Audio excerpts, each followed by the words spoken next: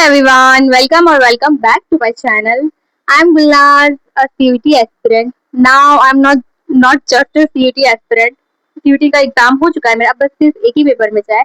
तो मैं पूरा डिटेल के साथ बताऊंगी कि मतलब कब मेरा एग्जाम हुआ, कितने तारीख को एंड क्या क्या फेस करा मैंने। ये मतलब जो अभी जिस तरह से CUT का एग्जाम नहीं हुआ है उसके लिए बहुत ही ज्यादा फ्रेंडली वीडियो होने वाला है। ये मैं अपना ऑनेस्ट रिव्यू देने वाली हूँ और लिटरली बहुत फायदा करने वाला है। जो इस साल मतलब जिस तरह से अभी एग्जाम नहीं हुआ या फिर 2027 में भी जिस तरह का होने वाला है उसके लिए भी ये बहुत ज्यादा ही मैटर करने वाला है। तो let's start the video.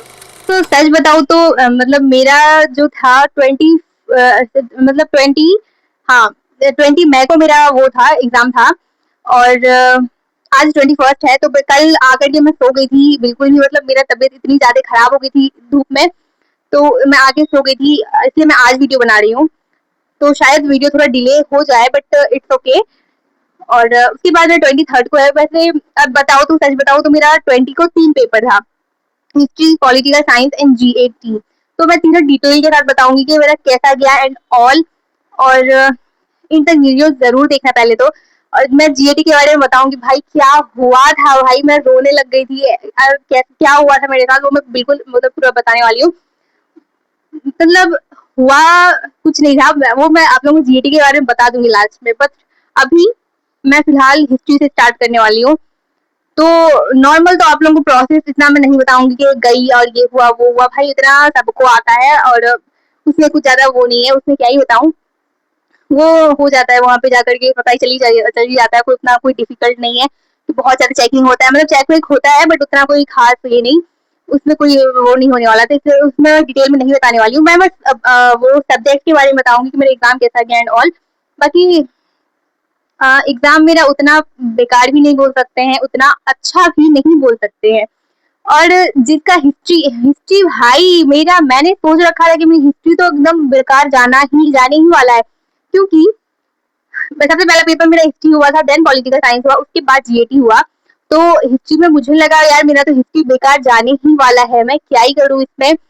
But unfortunately मेरा हिस्ट्री ही सबसे अच्छा गया है तीनों पेपर में से, क्योंकि सॉरी, हिस्ट्री मैंने पूरा मैम में कुछ भी नहीं पढ़ा। इवन एक महीने से मैं हिस्ट्री का बुक खोली तक नहीं हूँ। मैं बस पॉलिटिकल, मैं आप लोग पिछले वीडियो जितना भी देखे होंगे सब में मैं बस यही बोल रही हूँ कि मैं पॉलिटिकल साइंस और GAT का ही प्रिपरेशन कर रही हूँ। और मैं सिर्फ और सिर्फ पॉलिटिकल साइंस और GAT का ही प्रिपरेशन कर रही थी।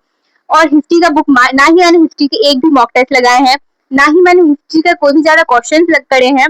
और मतलब ना ही मैं एक महीना से हिस्ट्री पढ़ी हूँ। इवन एग्जाम देने से पहले मैंने बुक तक नहीं खोला है हिस्ट्री का। और मतलब मैं हिस्ट्री बिल्कुल भी नहीं पढ़ी। मैंने पिछले वीडियो में बोला था कि मैं हिस्ट्री का मॉक टेस्ट लगाऊंगी बट मैं नहीं लगा पाई थी और मेरे को टाइम नहीं मिला था, मतलब पॉलिटिकल साइंस और ये करने में, तो मैं नहीं लगा पाई थी हिस्ट्री का मॉक टेस्ट सीरियसली। और मेरा हिस्ट्री इतना अच्छा गया, मतलब सिर्फ NCERT का एकदम क्वेश्चन उठा के दे दिया। अगर तुमने तुमने 12th में अगर NCERT कहीं से पढ़ा है ना, तो CUT का हिस्ट्री पेपर ना हलवा है भाई, हलवा, कुछ नहीं है। बट उसमें मेरा बहुत कोई मतलब बहुत सारा ऐसा क्वेश्चन कुछ तो डिफिकल्ट देता ही है NTA चेक करने के लिए कि किसका कैसा प्रिपरेशन एंड ऑल। तो मेरा हिस्ट्री का पेपर वैसे तो बहुत अच्छा गया, मेरा 10 मिनट पहले ही हो गया था हिस्ट्री का पेपर मेरा। और क्योंकि उसमें मेरा कुछ छूटे, 5 या 6 क्वेश्चन मैं छोड़ चुकी हूँ क्योंकि वो मुझे बिल्कुल भी नहीं आता था और वो थोड़ा सा वो हो सकता है। बाकी एक दो गलत भी हो सकता है मेरा, लेकिन हिस्ट्री मेरा सबसे अच्छा गया है। बहुत ही ज्यादा इजी क्वेश्चन था हिस्ट्री का। ऐसा लग रहा था मैं मतलब जो बोर्ड के लिए पढ़ी थी वही डायरेक्ट उतर के आ गया है और मेरे को सब कुछ याद ही था एट दैट टाइम। और मैं हिस्ट्री का पेपर देकर इतना खुश हो गई। देन उसके बाद 15 मिनट में मैं चेक ही बस करी थी कि मैं कौन सा गलत है कौन सा सही है। उसके बाद मेरा जस्ट स्विच हो गया पॉलिटिकल साइंस में। तो मैंने तो पहले पॉलिटिकल साइंस में सोचा कि पता नहीं इसमें मेरा टाइम मैनेज हो पाएगा कि नहीं। और लिटरली मैं बताऊँ तो मैं पॉलिटिकल साइंस के इतने सारे मॉक टेस्ट लगा के गई थी ना, मतलब सीरियसली मैं सिर्फ 2 दिन में 10 मॉक टेस्ट लगाई हूँ पॉलिटिकल साइंस का। और क्वेश्चन बहुत सारा मेरा आया था, मैंने जो जो मॉक टेस्ट लगाया था उससे बहुत सारा क्वेश्चन उठ के आया था। बट उसमें मेरा मतलब पता नहीं क्यों टाइम, क्योंकि उसमें बहुत ज्यादा ही क्रॉनिकल पूछता है, डेट, मैच दी फॉलोइंग, यही सब भरा हुआ रहता है एकदम पॉलिटिकल साइंस में। तो as compared to history, political science बहुत ही हार्ड था। बहुत ज्यादा हार्ड तो नहीं बोलूंगी, बट हार्ड था। मतलब पॉलिटिकल साइंस का पेपर थोड़ा सा हार्ड था। कुछ कुछ क्वेश्चन तो डायरेक्ट क्वेश्चन उठ के आ गया था जो मैंने पढ़ा था, बट कुछ कुछ क्वेश्चन बहुत ज्यादा ही ट्रिकी था, और उसका रीडिंग कॉम्प्रिहेंशन भी थोड़ा सा हार्ड लगा मेरे को। इसी वजह से मेरा कुछ कुछ मतलब टाइम मैनेज नहीं हो पाया पॉलिटिकल साइंस में। और क्योंकि इसमें इतने सारे क्रॉनिकल्स भरे पड़े हैं ना, कि तुमको बनाने में ऐसा लग रहा है कि सारे क्वेश्चन में बस वन वर्ड वाला एक भी क्वेश्चन नहीं मिलेगा तुमको पॉलिटिकल साइंस में। बट मेरा पॉलिटिकल साइंस भी वैसा ही गया, मेरे एक्सपेक्टेशन और मेरे प्रिपरेशन के हिसाब से तो मेरा बहुत अच्छा गया। जस्ट होप कि उसने उतने बस मार्क्स आ जाए जितना मैं सॉल्व करके आई हूँ, और बाकी जिसमें ज्यादा गलत ना हो। मुझे नहीं लग रहा है कि पॉलिटिकल साइंस में ज्यादा गलत होगा। अगर मैं सच बताऊं तो पॉलिटिकल साइंस में मेरे को जरा भी उम्मीद नहीं था कि मेरा अच्छा जाएगा, बट मतलब अनफॉर्चुनेटली मेरा थोड़ा अच्छा चला गया। उतना बहुत अच्छा तो बिल्कुल भी नहीं बोलेंगे, क्योंकि उसमें मेरा बहुत सारा छूट गया है, बट मेरी प्रिपरेशन के हिसाब से मेरा थोड़ा सा ठीक गया है। और उसमें क्वेश्चन के बारे में अगर मैं बताऊं तो क्रॉनिकल्स बहुत ज्यादा पूछता है, डेट, राइटर्स एंड मतलब यही सब पूछता है, और match the following and all. इसी में सबसे ज्यादा टाइम लेने वाला है तुमको पॉलिटिकल साइंस में। और उसमें मेरा टाइम तो मतलब मैनेज हो गया था, उतना कुछ वो नहीं हुआ था, इशू नहीं हुआ था।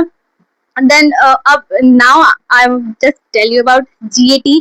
तो भाई जीएटी का मैं क्या ही बताऊं, इतना गंदा, मैंने एक्सपेक्ट भी नहीं करा था कि मेरा इतना गंदा जीएटी जाने वाला है।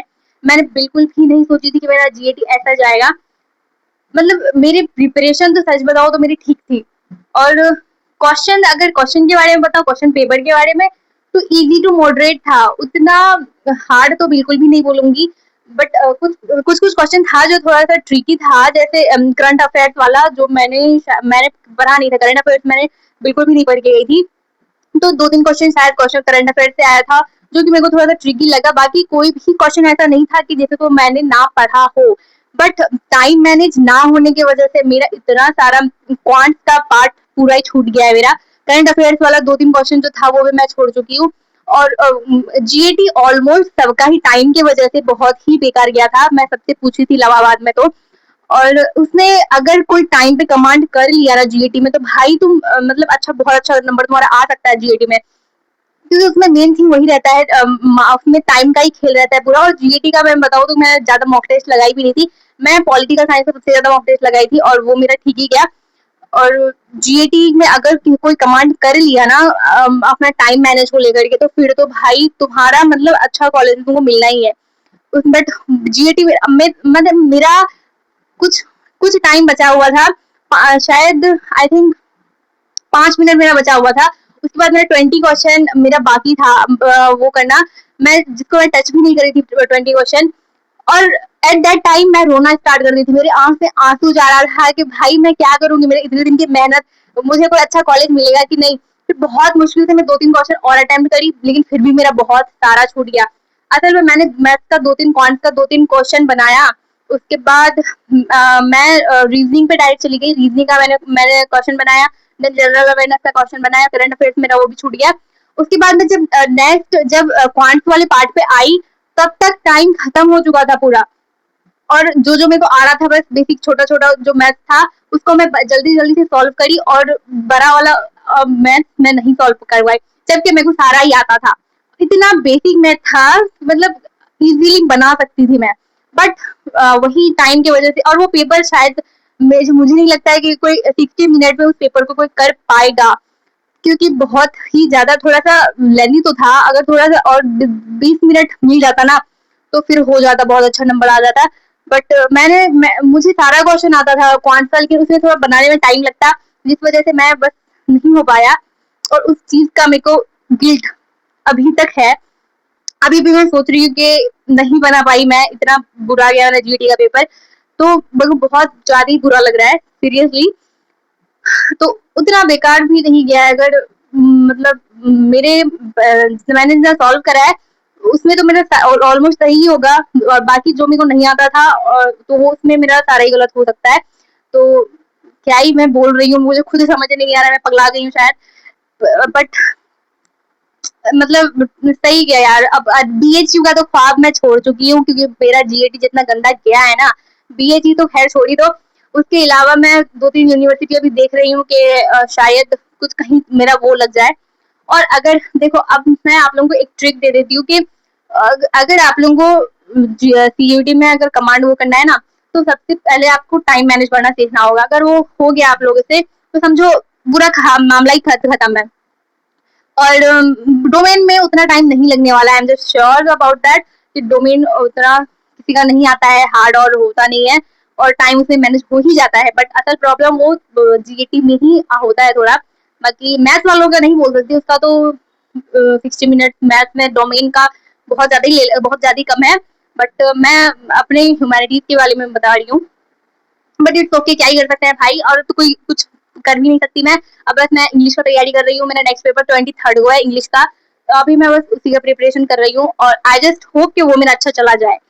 और बाकी यही बोलूंगी कि पेपर हार्ड बिल्कुल भी नहीं आता है, पेपर इजी टू मॉडरेट ही रहता है। तो आप लोग ज्यादा चिंता मत करना, क्योंकि बस उसमें टाइम का बस अच्छे से ख्याल रख देना।